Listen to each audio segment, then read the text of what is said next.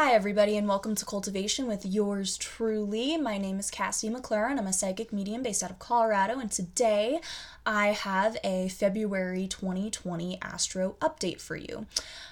So in these Astro update videos, I like to talk about what's going to happen over the upcoming month. There's just this rabbit hair that I can see on my shirt. I just got home from taking my two bunnies to get their nails clipped, so covered in rabbit hair. Anyways, I like to go through the astrology of the upcoming month, let you guys know what's going on, all of that good stuff. So, February. To start, on the 3rd, we have Mercury, which is our thinking mind, the way in which we communicate, going from Aquarius, which was kind of detached, more intelligent, a little bit rebellious, into Pisces, which is that means that our thinking and communication are going to start to be ruled by our emotions. We're going to be more intuitive. We're going to be leaning towards the arts, spirituality. It's kind of watery, it's nebulous. Our thoughts and our communication should start to be a little bit more kind and compassionate as well, a little bit more gentle and soft, which is definitely a change from that kind of cold Aquarian energy. Then on the 7th, we have Venus going from that watery, emotional Pisces energy, like really appreciating sentiment and art and being very dreamy. We have our Venus, which is what we value, our money, our relationships, beauty, going from that watery Pisces into fiery Aries. So Aries is the self, it's initiation, it's going into action, wanting to be bold and courageous and take action. So we're going to start valuing that. It's going to be more lively energy. It can be spontaneous, so valuing spontaneity. I don't even know if I'm saying that right, but you know what I mean. It's very enthusiastic as well. It also brings, like I said, action. So we're going to start taking more action around our money, the things that are beautiful to us, like actually adding more beauty into our life and being really enthusiastic about that. Then we have a full moon in Leo on the 9th. So it is Aquarius season right now, and Leo is the opposite of Aquarius. So this Aquarian energy, which is where the sun is right now, at the beginning of February, end of January, it's going to be that sense of detachment, rebelliousness. Politics are really, in the air right now in a lot of different places and countries. It's the collective, the whole, thinking about how nobody's really, like, everybody's can be unique, but nobody really matters that much because we're all just kind of like parts of a little small part of the whole. That's Aquarian energy, very futuristic, kind of cold. So the opposite of that is Leo. Leo is, I'm special because I'm me. It's the child, it's play, it's, thinking about the self more, or how you can shine your own light out or help other people shine their light. So this a full moon is a good time to release anything. So anything you sowed 6 months ago in Leo season. So, late, I guess, mostly August, yeah. Late July to mid-August, think about the seeds that you were sowing then, what was going on in your life. And then this full moon is kind of reminding you to reap your rewards from that, or to at least remember joy. It can also be kind of closing up a cycle from that Leo season. So thinking back 6 months ago, Leo is a very radiant energy. It's super creative. It wants to get its hands in things and play. Like I said, it's the sign of children. You can feel yourself being a little bit more expressive, exuberant, kind of big, like, look at me. That's the Leo energy, and it's actually really wonderful. Like, everybody, when it's Leo season, everyone's kind of feeling themselves, and it's pretty nice to get that dose of like real confidence, really. It's also courageous. It's the sign of the heart. So Aquarius being the sign of the head, where kind of our egos or the sun is in that sign of head. So we're thinking about headspace and kind of analyzing things. But then that full moon in Leo reminds us to drop back into the heart and to balance out those polarities there. See how much we can live in love. That's another thing. How much are we just in love? In love with ourselves, with life, with other people, with nature and animals and food and all of the wonderful, beautiful things about being here incarnated on this earth. How much are we living in love with all of that? We also have Mars trining this moon in Sagittarius, which Mars in Sagittarius is wanting to take action on traveling, expanding, growing. It can be religion or spirituality. It can be the higher mind, like law or higher education. Also, Sagittarians, they just kind of like, they're fun and free. They're free. They're truthful. They kind of just tell you their opinion and tell you like it is, as at least how it is to them. So having Mars here, which we've had for a while, trining this moon, brings us a feeling of kind of like, yeah, let's go, let's do this, let's hitch our wagon to the highest star, I believe the phrase is. It's kind of a hero's journey kind of feeling. Let's kind of go on this hero's journey, and let's keep in mind our inner child, our eternal child, our sunshine, our eternal sunshine. But yeah, so then we have Mars going into Capricorn on the 16th.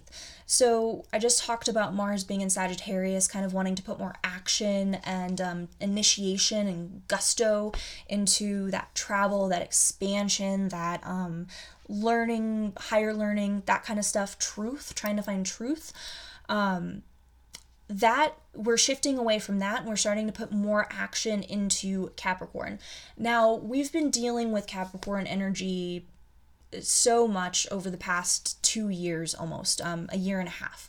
So it's been a lot. Capricorn is pretty familiar to all of us at this point. I've got a lot of Capricorn in my chart, so I've been feeling the last year and a half pretty heavily. Having Mars here, again, Mars is action, initiation. So putting more energy and action into the Capricorn themes, which is business, government, work, discipline, structure, it's karma, it's taking care of your stuff, like just taking care of stuff that needs to be taken care of. This is happening around when a lot of people are starting to do their taxes. If you haven't already, I know I usually try to get my taxes done in January because, I'm a Capricorn. I like to kind of just take care of things so I don't have to worry about them. My Mars is also in Virgo, so I'm like very neurotic about it. But, I haven't got my W-2s yet, so I'm waiting on those. So I'll probably be doing my taxes around this time. But it's also having Mars and Saturn, he's going to be stationed on the South Node, because that's or Capricorn. Saturn, Capricorn, same thing. Having Mars in Capricorn stationed on the South Node, which is also in Capricorn, that's where we have been releasing for the past year and a half. Wherever you have Capricorn in your housing system, whatever house that's in, whatever area of life that's in. For me, it's the 12th house, which is super fun, the house of hidden things and mental stuff and nebulousness. Wherever that Capricorn energy is where we have been releasing. It's an old story. You should know what it is by now. This is just it's adding more action, more initiation into that releasing process. So if you have a bag of stuff that you've been meaning to take to Goodwill sitting in your closet, this is like, you're gonna take the stuff to Goodwill. If you've been planning on, being better about your exercise or your health, this is the time where like you're actually gonna want to or be called to take more physical action to do that, with more enthusiasm as well. Of course, for me, enthusiasm in my 12th house, I'm like, okay, like we'll see. I mean, Jupiter's also there, so the planet of great expansion. Also on the south node, we have Pluto, the planet of death and destruction, and Saturn, which is basically the same energy as Capricorn, that structure, that discipline, that kind of hard wall, that obstacle. So, or it's at least like, not necessarily an obstacle, but it's like, there's hard work you have to do before you can move anywhere. So having Mars here just kind of amps that up. It's a kind of detox of this Capricorn stuff before we move into Gemini and Sagittarius on the nodes later in the year. So kind of last sweep of this, which I'm very much looking forward to getting this over with. On the 17th, we have Mercury retrograde in Pisces. So we have, I believe, 3 Mercury retrogrades this year. They happen, every 3 or 4 months typically. This one is happening in Pisces. So, of course, I kind of talked about that Mercury in Pisces earlier. It's about, being more sentimental, being more intuitive, more emotional, really leaning towards creativity and artistic type of things for expression. But having Mercury going retrograde, that's our thinking mind and our communication. So having that go backwards, it's going to be a lot about emotional rethinking, rehashing, recommunicating. It's going to be a lot about digging into some psychological stuff. It can be mental health. Yay! It can be, different things, fears around death or the impermanence of things. It can be challenges with having compassion towards maybe yourself or others, but kind of re-looking at how we communicate emotionally, how we think and deal with our emotions. How are we reacting and why? And what does that really say about what we're personally dealing with and going through in our life? We can have a lot of illusion, delusion, confusion, just that nebulousness, that wateriness. There's not really any boundaries there, so no boundaries in the communication and in the thinking, but also this has the potential to bring about the healing of wounds around all of these topics, and also opening us up a little bit more intuitively or spiritually. So instead of sinking into, maybe self-medication or feeling like a victim, giving your power away in that way, we can try to shift towards rethinking our artistic side, recommunicating, and, something that we wanted to say artistically, going back to an old project and working on it. We can work on being more compassionate towards ourselves. How are our thoughts towards ourselves? How are we communicating to other people? Are we doing it with gentleness and tenderness and understanding and a big heart? Or are we, being harsh? And why? Where's that coming from? It can also be kind of hard to trust our gut. Sometimes we want to be more intuitive, and when the Mercury's in Pisces, we can get there, but having it retrograde, it's kind of like we might get like some false intuitive feelings, like maybe we feel like something's weird, but we're just kind of projecting. So just being careful around that, just being really, really mindful about your thoughts and where they're taking you. Also, with Pisces, well, Mercury, so the mind and thinking, maybe we want to like schedule something, or we're working on our schedule or our time management. Time in Pisces doesn't really exist. Pisces is kind of disintegration back into the whole. It's kind of like the end of the zodiac when you die, and kind of go into the great beyond. So time doesn't really exist in Pisces. So time schedules might be a little bit weird. You might want to double check that people are, still on for appointments and things like that. Then on March 4th, I know this is not February, but this is just kind of Mercury's retrograde cycle this time around. On March 4th, we're going to have it go backwards into Aquarius. So a retrograde means that it's moving backwards. So Mercury is going to be moving backwards through Pisces, and then it's going to dip back into Aquarius, which is the sign before Pisces. So it's going to go back into that detached, intelligent, and rebellious side. So after you kind of rehash and redo some of your emotional, psychological work, you're going to be going back and being like, okay, cool, well, I just dealt with a lot of emotion. I'm kind of done with that. I just kind of want to not think about it, hands off for a little bit. But that can also bring, issues in communication socially within a community. Communication can be kind of weird. Also technology, Aquarius and Mercury are both super, they're both technological planets. So technology, usually during a Mercury retrograde, is more happen to be a little, or it's more likely that it will be a little bit wonky, but especially here after March 4th, between March 4th and 10th, things, you might want to back up your computer. You might want to save your files, be a little bit, extra cautious about that. And then on the 10th of March, it turns direct in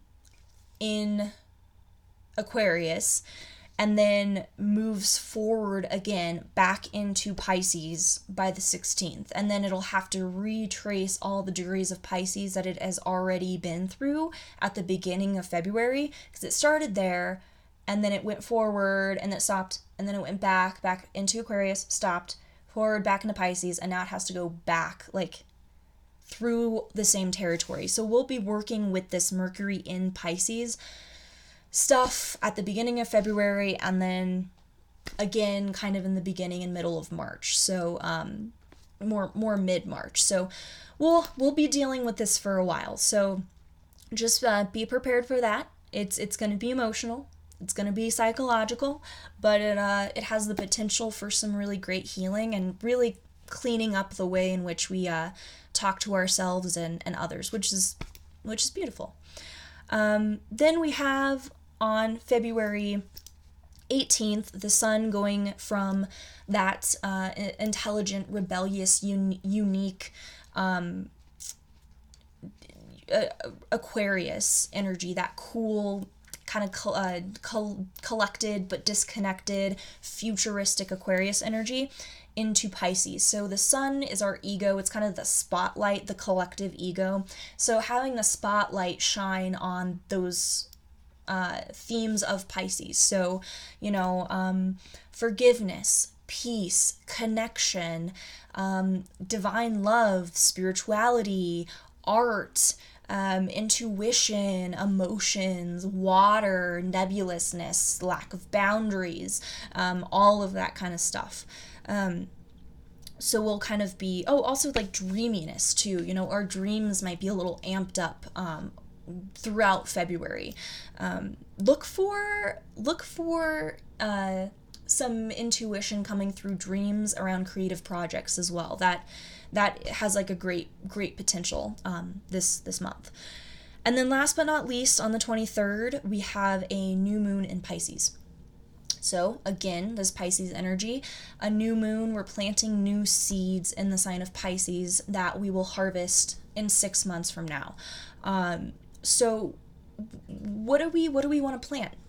What do we want to cultivate over the next 6 months around healing, mental health, spirituality, intuition, our connection with something bigger than us? Whether you believe in, a specific God or religion, or you're just kind of into source or the universe or whatever you want to call it, how do you want to cultivate more of a connection with that? Is it just going out into nature?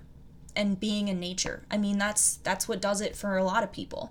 Thinking about that, thinking about forgiveness for yourself and others, redemption, allowing yourself to be redeemed, allowing others to be redeemed in your eyes, just moving forward with humbleness and a sense of surrender.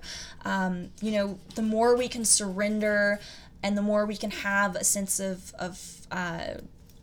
maybe realistic faith, because we still have a lot of Capricorn energy. That's the realistic. Pisces is the faith. If we can have some realistic faith around all of the nebulousness of the time, all of the fuzziness and confusion of the time, I think that's going to be really helpful.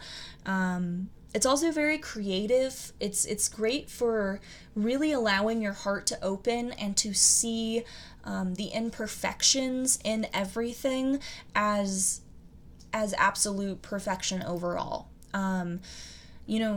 The things that annoy you about people or things or the world, that is perfect, because what it's bringing up in you is something gnarly that you need to get out of you and transmute. So, new beginnings in gentleness and surrender. New beginnings and forgiveness and divine connection, which is going to be really vital for us as we go through this year. It's been vital for us for a while. The energies of the last 3 years especially have been pretty tumultuous, but the more crazy, wild shit is happening outside of you, and the more you can sink into that sense of inner peace or comfort or a connection to something, holding on to something in the crazy sea of life, if you can find that, whatever it is for you, then that's, what's encouraged here at this new moon at the end of the month. So overall, super creative month. Trying to find deeper meaning in our lives and how we can actually outwardly live that. We are actively creating our lives every single day. The only difference between who you are and who you want to be, are the actions that you take. So go for it. Continue to build yourself and keep in touch with your heart, and we can do it. If you're interested in booking any one-on-one sessions with me, I do offer those through my website. It'll be down in the description, or you can just type in cultivationwithcassidy.com. It'll be under sessions. I do free 15-minute intro sessions, psychic readings, not astrology. I do astrology too, but my main thing is like clairvoyant psychic readings. You can get a free 15-minute session if you want. For new clients, I offer that. What else? I have community circles too. I live stream. They're about an hour long. They're active guided meditations. We release and then we bring something new in depending on the energies of the moment. I talk a lot about astrology there too. And I lead a guided meditation, and then we do some embodied manifestation work as well, where we try to see where our manifestation is getting stuck on a chakra level so we can bring it into being a little bit more. Those are free. You can donate if you want. I guess they're donation based, but they're free. I would rather have you there than not, so don't let that stop you. I also leave the link to those groups down below, but you can just search on Facebook Cultivation with Community. I'm also on Facebook and Instagram as Cultivation with Cassidy, so I'll see you guys around here soon for another video. But in the meantime, have an awesome February.